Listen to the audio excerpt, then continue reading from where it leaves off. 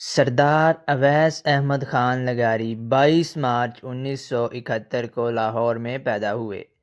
وہ ایک بڑے سیاسی گھرانے سے تعلق رکھتے ہیں۔ ان کے والد سردار فاروق احمد خان لغاری پاکستان کے صدر رہ چکے ہیں، جس وجہ سے اویس لغاری کو سیاست اور قیادت کا ماحول شروع سے ملا۔ دوستو، ابتدائی تعلیم پاکستان میں حاصل کرنے کے بعد وہ امریکہ گئے اور 1994 میں یونیورسٹی آف روچسٹر نیو یارک سے بیچلر آف آرٹس کی ڈگری مکمل کی۔ تعلیم کے بعد وہ پاکستان واپس آئے اور ذمہ داری کے ساتھ عملی سیاست کی طرف متوجہ ہوئے۔ دوستو، انہوں نے 1997 میں سیاست میں باقاعدہ قدم رکھا اور آزاد امیدوار کی حیثیت سے پنجاب اسمبلی کے رکن منتخب ہوئے۔ بعد ازاں انہوں نے ملت پارٹی، نیشنل الائنس اور مسلم لیگ کاف کے ساتھ وابستگی اختیار کی۔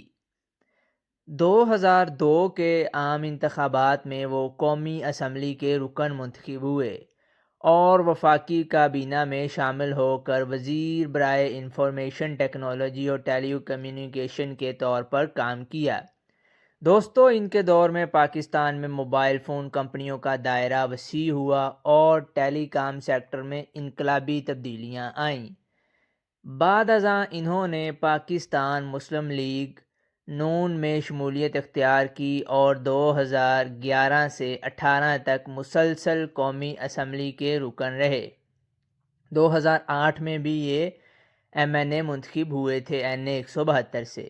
2017 میں وزیر اعظم شاہد خاقان عباسی کی کابینہ میں انہیں وفاقی وزیر برائے پاور ڈویژن بنایا گیا، جہاں انہوں نے توانائی کے شعبے میں بہتری کے لیے اقدام کیے۔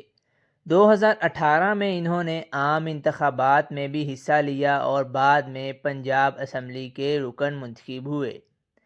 دوستو، اویس لغاری نے الیکشن 2024 میں پاکستان مسلم لیگ نون کے ٹکٹ پر حصہ لیا اور قومی اسمبلی کی نشست NA 186 ڈیرہ غازی خان 3 سے کامیابی حاصل کی۔ ساتھ ہی وہ صوبائی نشست PP 290 سے بھی کامیاب ہوئے، لیکن انہوں نے قومی اسمبلی کی نشست برقرار رکھی۔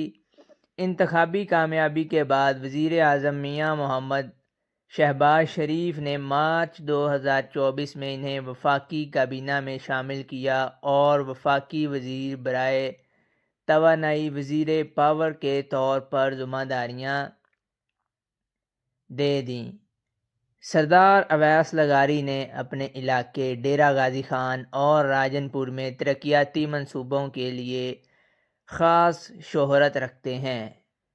وہ زرعی اصلاحات، تعلیم، سڑکوں اور توانائی کے منصوبوں کے حوالے سے فعال رہے ہیں۔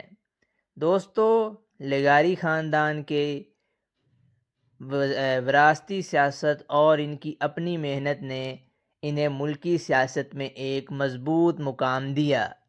آج وہ پاکستان مسلم لیگ نون کے اہم رہنماؤں میں شمار ہوتے ہیں اور وفاقی حکومت میں توانائی کے بڑے شعبے کی ذمہ داری سنبھال رہے ہیں، اور ان کے بیٹے بھی اس وقت MNA ہیں۔